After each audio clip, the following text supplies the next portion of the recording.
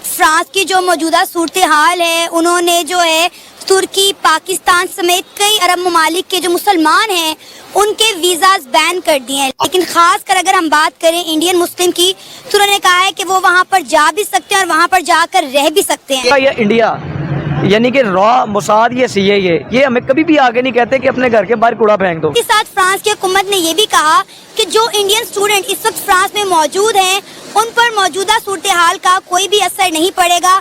वहाँ की सरकार इसकी पूरी गारंटी लेती है। दोस्तों, फ्रांस ने देश में अवैध रूप से रह रहे पाकिस्तानियों का वीजा रद्द कर दिया है, जिसमें पाकिस्तान की खुफिया एजेंसी ISI प्रमुख की बहन भी शामिल है, जिसमें से 118 लोगों को फ्रांस ने वापस पाकिस्तान भी भेज दिया है, जिसकी जानकारी पाकिस्तान के वाणिज्य दूतावास ने खुद ट्वीट कर दी है। दोस्तों, इस मुद्दे पर पाक मीडिया ने क्या कहा, आए देखें।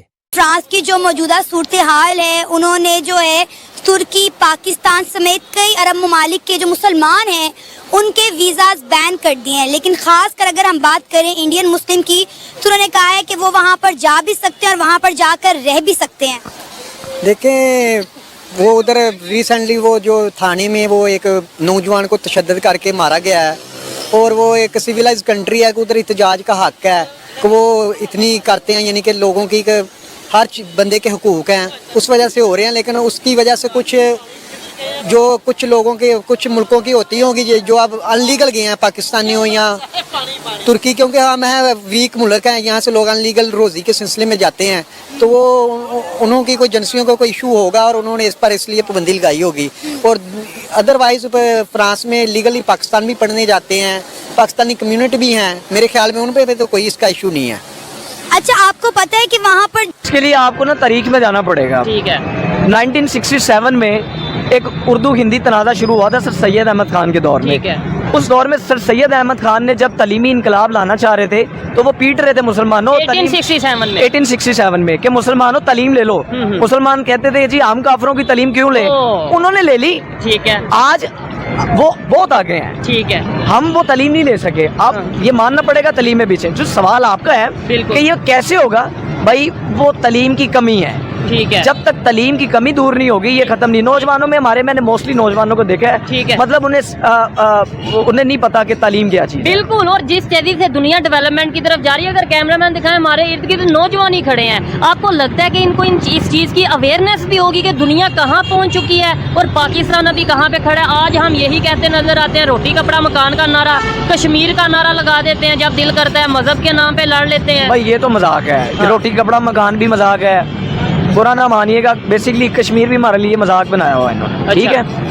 और कैसे भाई देखे ना कि वो कैसे 1948 से वो कश्मीर की खुद इरादियत पे उन्होंने डाका मारा हुआ है। क्या वजह कि आज तक कश्मीर नहीं आज़ाद हो सका। ठीक है। देखे ना, हम लॉयल ही नहीं है बेसिकली ना। वहाँ पे अगर डेवलपमेंट की बात करें जो उन्होंने वहाँ पे, अगर आप तो अवेयर लगते हैं मुझे पॉलिटिकली भी, अगर वहाँ इंडिया साइड कश्मीर में जैसे डेवलपमेंट वो कर रहे हैं, वहाँ पे G20 की मीटिंग करवा रहे हैं और पता नहीं कौन कौन से वहाँ पे प्रोजेक्ट लेके आ रहे हैं।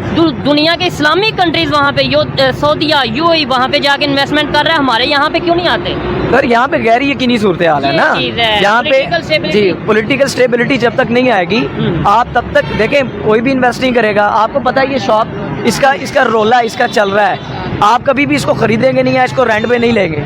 आपको पता है मेरी इन्वेस्टमेंट ज़ाया हो जाएगी, तो फॉरेन कंपनीज कभी भी इन्वेस्ट नहीं करेंगी। उन्हें पता है किसी भी वक्त हालात तब्दील हो सकते। जो इंडियन स्टूडेंट मौजूद हैं उन्होंने कहा है कि उनका इस पूरे सूरत हाल से उनके ऊपर कोई असर नहीं पड़ेगा।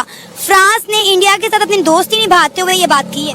देखिए, इंडिया वो स्टूडेंट का तो मे भी आपका सवाल है जो अनलीगल हैं, जो पाकिस्तान के स्टूडेंट हैं उन पर भी फ़र्क पड़ा होगा।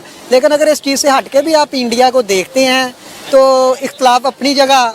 वो एक ये है कि आप कोई भी मुल्क है, इंडिया कोई दुनिया को प्यारा नहीं है, लेकिन इंटरेस्ट होते हैं मुल्कों के आपस में। अब फ्रांस के इंडिया के साथ इंटरेस्ट हैं, वो उधर से वो जंगी सामान भी, तैयारे वगैरह भी खरीदता है, कोई और अदर चीज़ें भी खरीदता होगा, आपस में मैशियत का कंट्रैक्ट होता है, इसलिए वो मुल्क एक दूसरे को फेवर करते हैं। मेरे ख्याल में यही रीज़न होगी।